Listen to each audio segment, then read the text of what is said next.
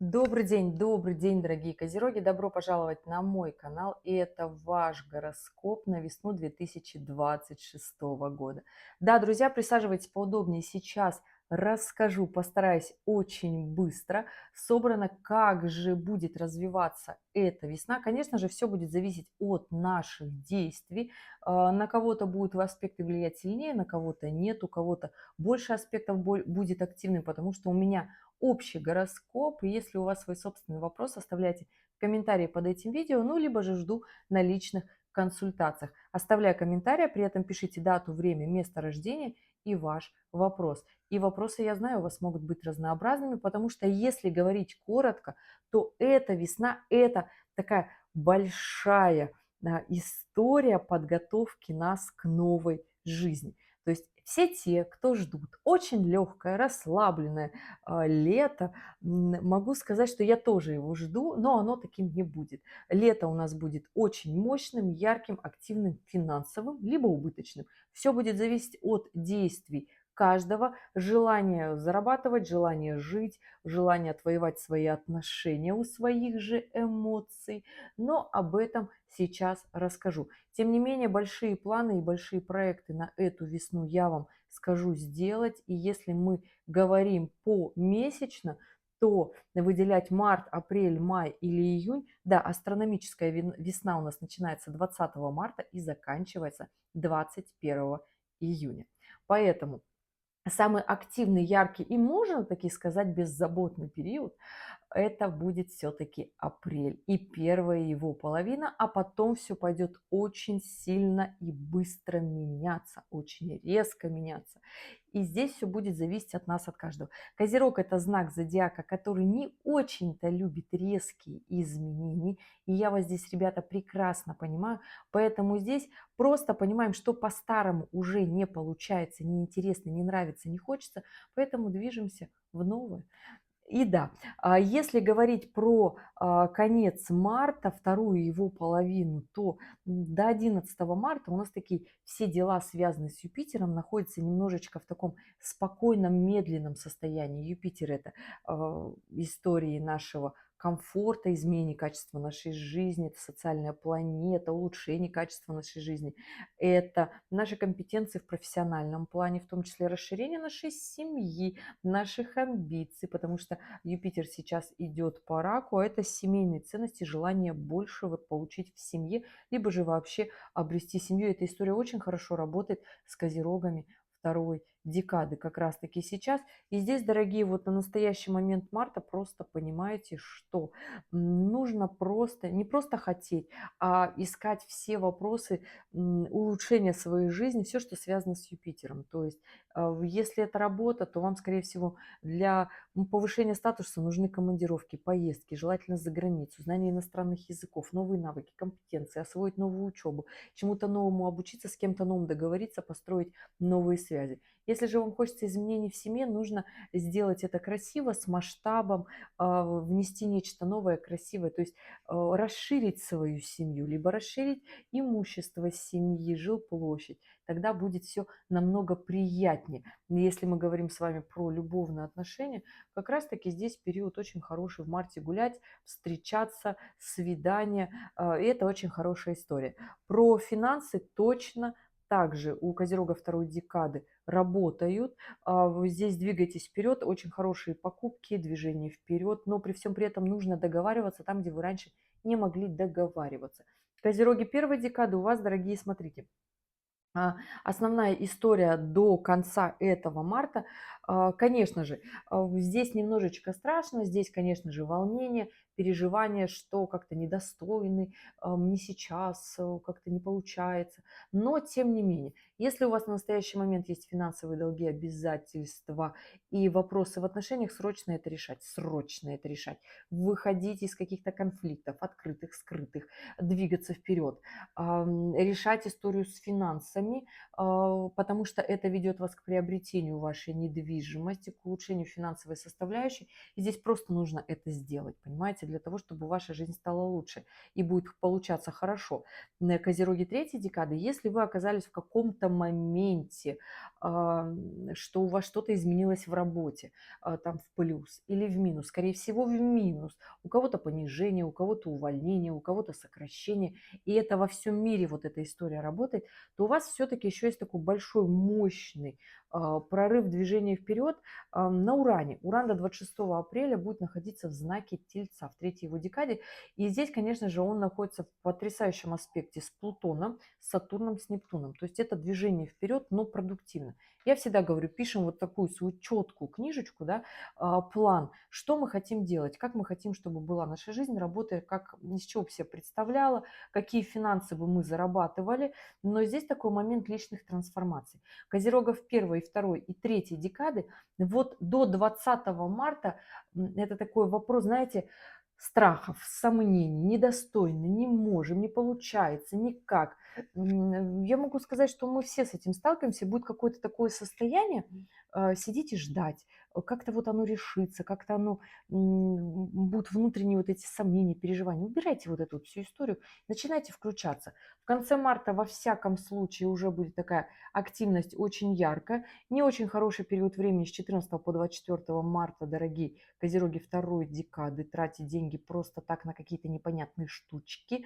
Не распыляйте деньги в воздух, не портите репутацию, отношения и тому подобное.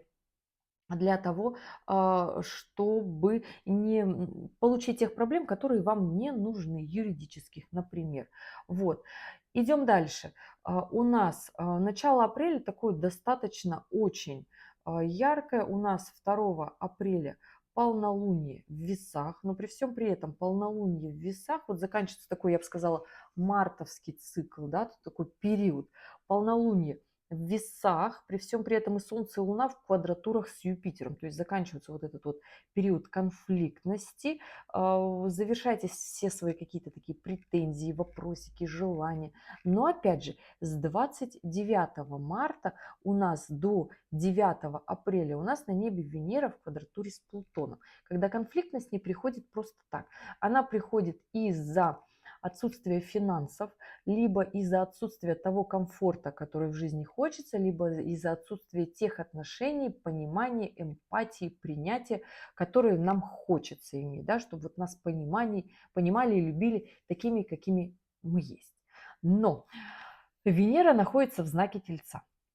И ей очень сложно любить такими, какими мы есть. Вот так вот любит только в рыбах, в раке. Но вот в Тельце любят за что-то. Поэтому здесь понимаем сами, за что мы сами-то себя любим, да, какие свои лучшие классные качества у нас есть. Скажем так, с 28 марта по 9 апреля такой очень яростный период разрушить отношения. В прямом смысле. Предъявлять претензии, здесь еще и Солнце будет в квадратуре с Юпитером, предъявлять претензии, ругаться, тратить деньги в какие-то такие большие вложения делать, необдуманные, по прихоти. Поэтому здесь обязательно должны быть покупки, если это покупки, то они должны быть основательные, они должны быть четкие и понятные. Знак Тельца за приземленность. Здесь, конечно же, захочется на какие-нибудь безделушки потратить, распылить свои деньги. Будьте аккуратны. Поэтому здесь, дорогие козероги, и первой, и второй, и третьей декады, не тратьте просто так на прихоти, не ругайтесь в отношениях. И да, у нас апрель до 17 числа обещает быть таким очень ярким, собранным деятелем. Здесь у нас стекаются, конечно, 17 апреля у нас новолуние в Овне, и следующий лунный цикл, он у нас будет либо активный в потоке наших больших, мощных, классных действий, либо же он будет агрессивный. И здесь каждый понимает, на каких энергиях ему ехать, я бы это так сказала, да. При всем при этом до 17 апреля как раз-таки очень хороший аспект для того, чтобы, потому что Венера в квадратуре с Плутоном, это аспект, когда мы внутри понимаем, что нам в жизни нужно больше, чем у нас есть. То есть где-то мы расслабились, где-то мы запустили свою жизнь, и мы начинаем включаться, понимать, что где-то нам не хватает и очень сильно, и мы за свои ценности, за свой комфорт начинаем драться.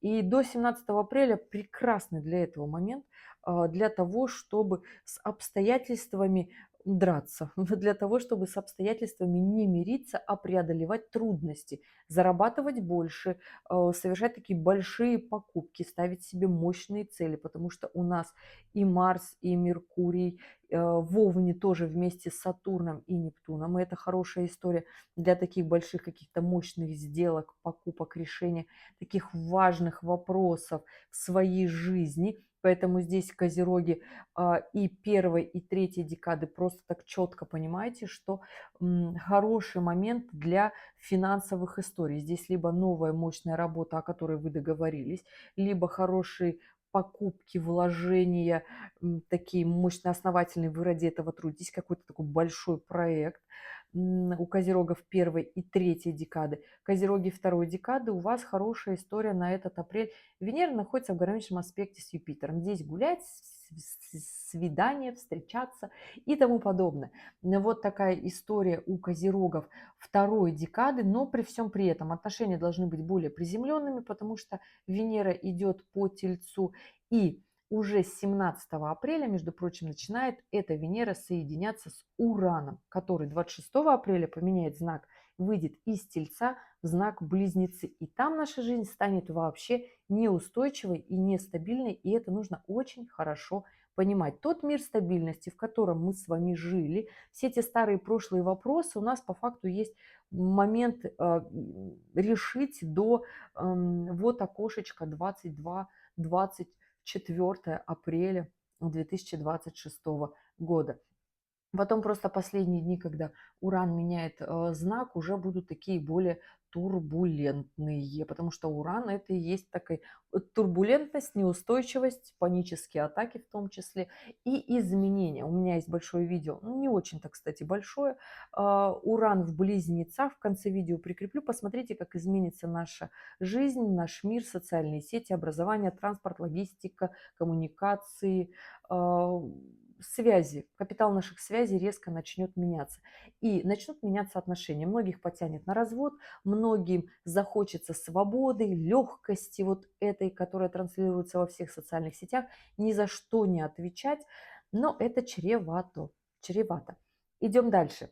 До 17 апреля такой мощный, яркий, такой классный, действенный апрель, когда нам нужно внедрять как можно больше.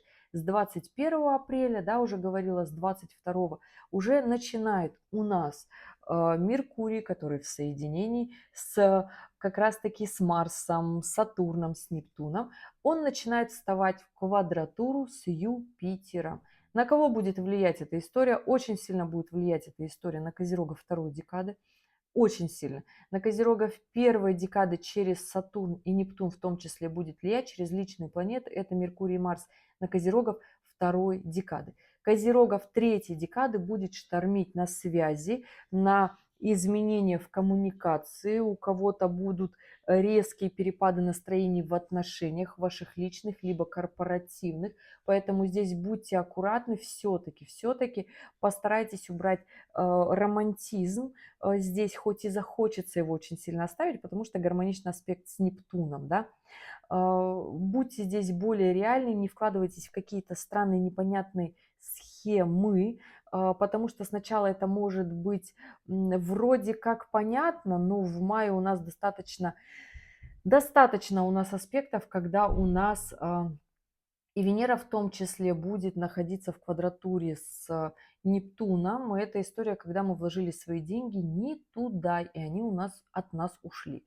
Вот такая история. Конец апреля начинается с турбулентностью, потому что Уран меняет знак, при всем при этом в соединении с Венерой в квадратурах на кармических узлах. Поэтому здесь такой момент взлетов и падений. Только мы выбираем, падать нам или взлетать. Наши реакции на действия будут очень важны. Они будут плохие, если у нас очень много страхов, если мы готовы к будущему, если мы готовы биться за несправедливость, например, да. Но при всем при этом все юридические вопросы, такие глобальные битвы за несправедливость, не могу сказать, что они будут решаться очень легко, потому что Марс как раз-таки в начале мая у нас в квадратуре с Юпитером, а это по большей части, если и какие-то судебные решения будут проходить, то если выигрыш, то это будет очень сложно. Поэтому здесь не стоит впадать в конфликты, будьте мудрее, будьте хитрее. Опять же, я вам хочу сказать, держаться за стабильные отношения очень хорошая история в этом мае. И поверьте, это еще до сих пор не турбулентность. Максимальная турбулентность у нас начинается с 16-17 мая. Вот мы к ней будем очень так и подходить по чуть-чуть, потому что у нас начало мая вот такое большое, очень сильное. У нас еще и Плутон 6 мая уходит в ретроградное движение, с 6 мая по 15 октября 2026 года. Ежегодная акция, если это так можно сказать, но при всем при этом проверка нашей силы воли. Уходит он в ретроградном движении в квадратуре с Меркурием, а значит договариваться о силе, о своем комфорте, о сделках, договариваться очень стабильно, четко, понятно, без каких-либо уловок. Это было бы очень хорошо. Плюсом у нас еще Венера в оппозиции с Лилит со 2 по 11 мая. То есть здесь вопросики, волнения в отношениях. Помните, я говорила, конец апреля, Венера с Ураном меняют знак, но при всем при этом еще и Венера с Лилит. Здесь очень высока вероятность со 2 по 11 мая попасть как раз-таки не в те отношения. Мошенники, да, выход из каких-то отношений, захочется где-то измены, на стороне чего-то там, вот эта вся история, будьте очень сильно аккуратны, все это от страхов, от волнений, от нежелания посмотреть правде в глаза, уйти в какую-то такую легкость, потому что Венера в близнецах, в оппозиции с Лилит. И эта история всегда, которая заканчивается таки неприятно приземлением, таким очень мощным приземлением. Поэтому здесь будьте таки к этому очень внимательны, да. Что касается наших еще событий в начале мая, вот так у нас как раз-таки полнолуние. Полнолуние в Скорпионе это 1-2 мая. И не просто полнолуние в Скорпионе, да, почему у нас вот отношения, финансы, все это начнет действовать? Потому что у нас еще и Солнце и Луна в квадратуре с Плутоном. Венера в квадратурах на кармических узлах, и после этого полнолуния Венера как раз-таки встает в оппозицию с Лилит. То есть не хватает финансов, в отношениях какие-то непонятные вопросики, захочется уйти в закат, это можно так сказать, да, захочется уйти в какие-то непонятные решения своих таких легких вопросов, но они не будут складываться очень гармонично. Почему? Потому что весь май это история того, что нужно было бы хорошо держаться за стабильные отношения. Но про это сейчас не модно говорить. Понимаете, о чем я говорю, да? Потому что стабильные отношения это та самая гавань. И все-таки, понимаете, хочу сказать, что у нас Венера будет в гармоничном аспекте уже с 13 мая с Марсом, когда все-таки уйдет аспект с Лилит, с кармическими узлами. То есть получится все-таки помириться, получится выстроить отношения, но вот эта неделя со 2 по 11 мая за отношения, она очень волнительная. За отношения, за финансы, за наших любимых. Поэтому здесь будьте аккуратны, не уходите в закат. Очень сложно будет вернуться. Все-таки там есть такая история примирения, но опять же у нас там еще и Марс в квадратуре с Юпитером, когда не захочется просто ради принципа. Понимаете, о чем говорю? Вот такая история. Идем дальше. 16-17 мая у нас новолуние в Тельце. И вот здесь начинается по силе мощностей Солнце, Луна, Меркурий еще в Тельце, но при всем при этом это соединение с Ураном в квадратурах на кармических узлах. О чем вообще вот эта вот вся большая такая мощная комбинация, точнее, зачем я вот это вам все рассказываю здесь. Было бы хорошо в работе устроиться в нечто новое, запустить какой-то новый проект, но при всем при этом он должен быть стабильно, документационно как-то закреплен, он должен быть где-то статичен, да. При всем при этом здесь захочется какие-то такие легкие истории. Можно будет с этим поработать, в том числе истории с мошенниками, пока их нет. Сложность будет запускать новое в том числе, но у нас как раз-таки с этого нового лунного цикла недели на 2, чуточку меньше, Марс сходится в квадратуре с Плутоном. Это аспект разрушений, либо таких мощных финансовых движений, больших сделок. У меня люди, кто смотрит этот гороскоп, закрывают очень много долгов. Кстати, между прочим, это хороший приход денег, финансов, но здесь нужно очень много крутиться. Очень хорошая история с как раз-таки но построение новых связей, контактов, освоение новых соцсетей, новые вехи в образованиях, в логистике тоже такие большие, мощные встряски, изменения. При всем при этом в отношениях Венера, помните, я вам говорила, такой иллюзорный месяц для отношений, Венера начинает складываться в квадратуру с Нептуном. Это конец, вторая половина мая, и в начале июня Венера уже будет в квадратуре с Сатурном. Когда, знаете, захочется вот такой истории легкой в отношениях, в финансах, что вот как-то вот оно быстро, легко случилось, да, но в итоге можно попасть на мошенников. На мошенниках в личной жизни, так и в финансах, в работе, в каких-то новых проектах, понимаете? Поэтому здесь должны быть покрыты ваши риски, понимаете, я о чем говорю? Такой большой, мощный период таких финансовых состояний, когда мы сами понимаем, чего мы стоим, либо же не стоим новых закреплений на рынке, в масштабе, в работе. В любовных отношениях, если захотелось чего-то новенького, получится уйти легко в закат, интриги, чего-то там где-то погулять.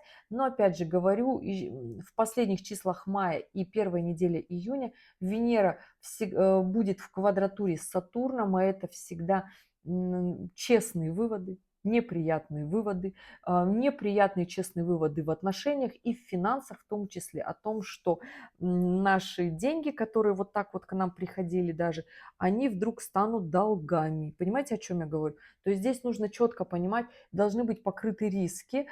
Плутон с Марсом либо разрушают, либо если вы очень много сил тратите, наоборот, просто приходы покрывают расходы. Вот так это можно сказать в предпринимательском плане. Это аспект предпринимателей, поэтому здесь предпринимайте что-то для улучшения вашего финансового составляющего. Я вам говорю, что здесь все получится. Во всяком случае, лето календарное, оно на то и нацелено, чтобы оно было с большими финансовыми результатами. На основе, правда, этих финансовых результатов захочется всем испортить свои личные отношения, этого делать не надо, либо обвинить свою вторую половинку о том, что из-за тебя у меня в жизни все вот так, но нет, у нас в жизни все вот так по нашей же глупости. Если мы что-то не меняем, то мы это допускаем.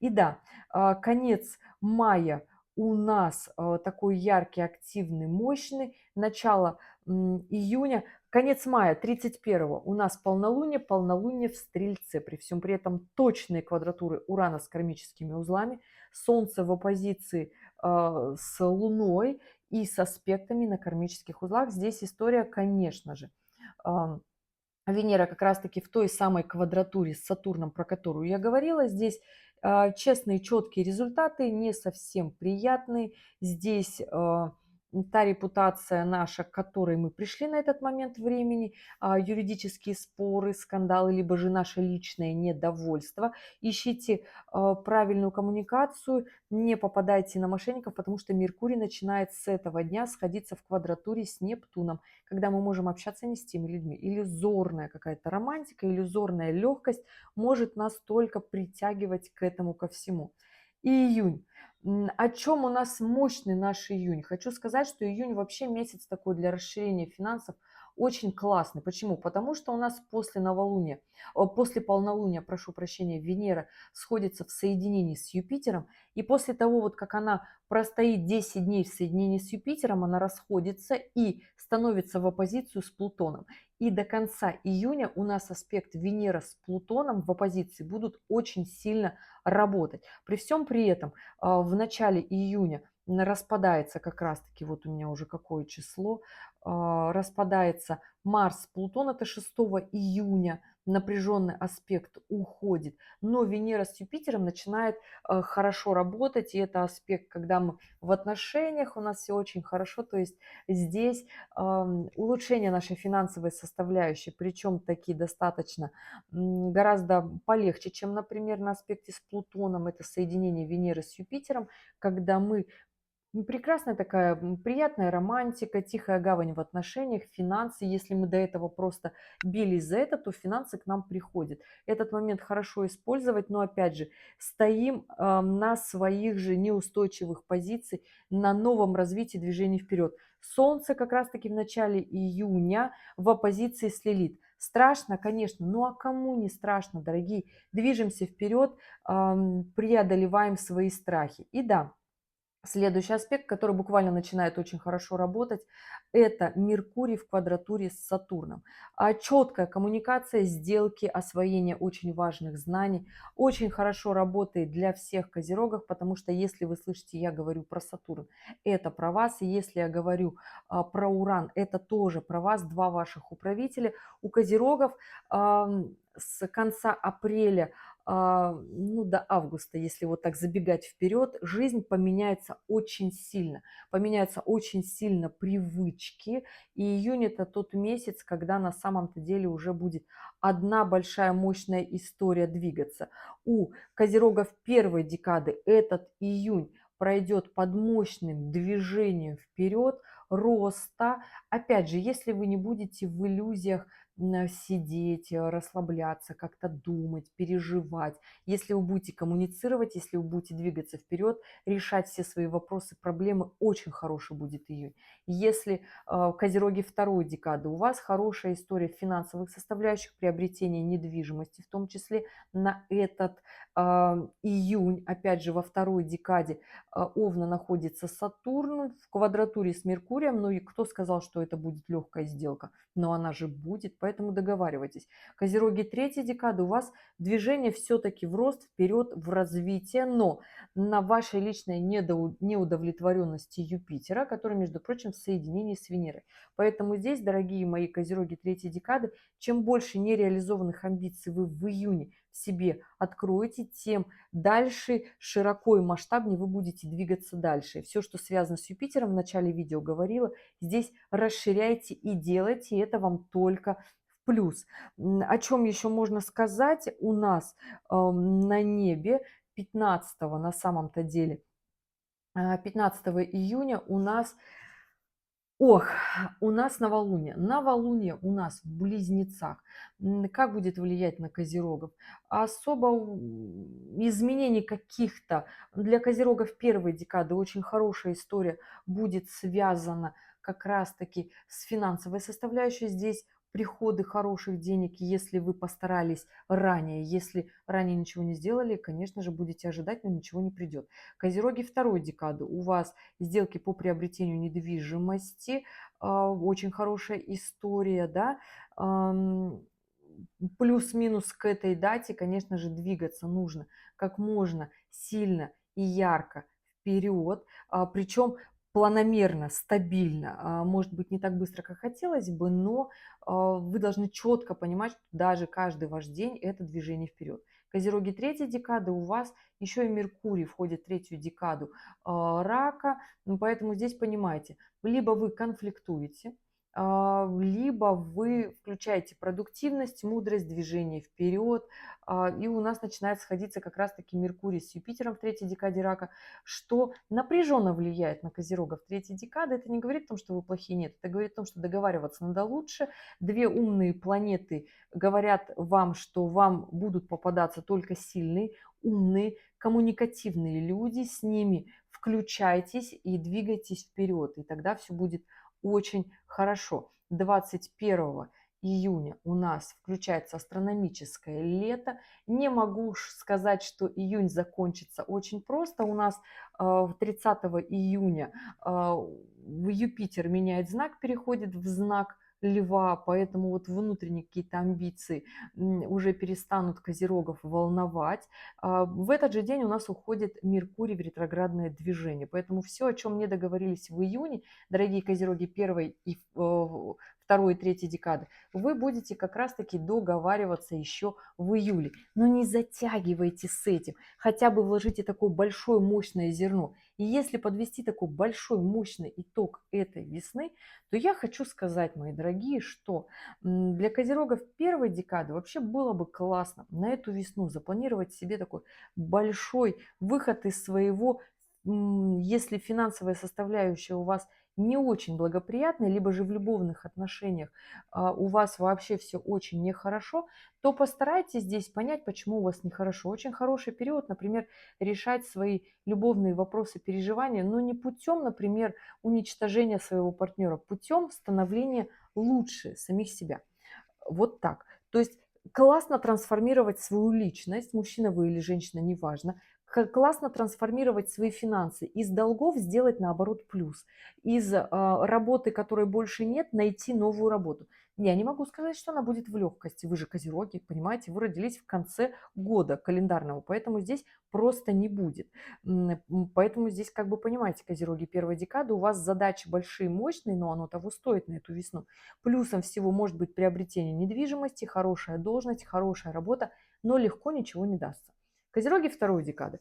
У вас, конечно же, очень классное движение вперед, рост в личных отношениях, в семейных отношениях. Это апрель и начало мая, первая половина мая у Козерога второй декады. Здесь улучшение качества своей жизни, здесь расширение своих горизонтов. И за это нужно, конечно же, что-то делать очень активно, мощно. Есть такое желание как-то в легкости к этому прийти, где-то вот так распылить свои деньги. Постарайтесь быть неконфликтными. У вас период максимальной конфликтности на апрель, март, апрель и первая половина мая. Постарайтесь не конфликтовать, не портить свою репутацию. Ну а дальше у вас уже, конечно же, другие мощные, яркие события. Здесь приобретение недвижимости, вторая половина мая и июнь. Приобретение недвижимости, работа, деньги больше или наоборот, денег начнет не хватать для того, чтобы вы стали зарабатывать больше. Козероги третьей декады. У вас, дорогие, вообще март и апрель – это история поиска новой работы, либо же новых проектов, новых подпроектов, новых навыков, коммуникаций, нечто новое внедрять в свою жизнь, как минимум мысли, ход действий, реализацию. Не говорю вам, что нужно уходить с работы, если что-то у вас там изменилось, но там будет все максимально нестабильно, поэтому искать себе запасной аэродром – это очень хорошая история. И, конечно же, да, вы будете максимально недовольны со второй половины мая и до конца июня, козероги третьей декады. Юпитер будет вас всячески раздражать, и ваши нереализованные амбиции. Вы будете сидеть и думать, ну почему же я всегда хотел или хотела жить вот так, но я этого не делаю. Это будет и в любовных отношениях, это будет и в финансах, и в коммуникации с теми людьми. То есть вы с какими людьми хотите общаться?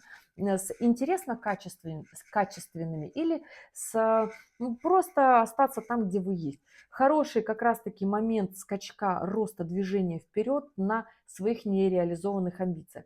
Опять же, здесь нужно четко понимать, завышенные у вас требования или нет. И, возможно, вам нужно поднять свои компетенции. Про приобретение недвижимости пока не скажу, дорогие козероги третьей декады. У вас это окно возможностей на Сатурне откроется в 2027 году весной. А пока вот такой гороскоп. Если у вас остались вопросы, оставляйте в комментариях к этому видео. Да. Ну а для самых любопытных жду на личных консультациях. Желаю вам потрясающей весны. Это действительно какой-то невероятный скачок роста, но здесь нужно не моргать, здесь нужно делать как можно больше, продуктивно, четко и быть абсолютно уверенными, что вы это хотите. А это наше четкое и принятое решение. Понимаете, да, дорогие козероги? Желаю вам потрясающей весны и увидимся с вами в следующем ролике. Пока-пока.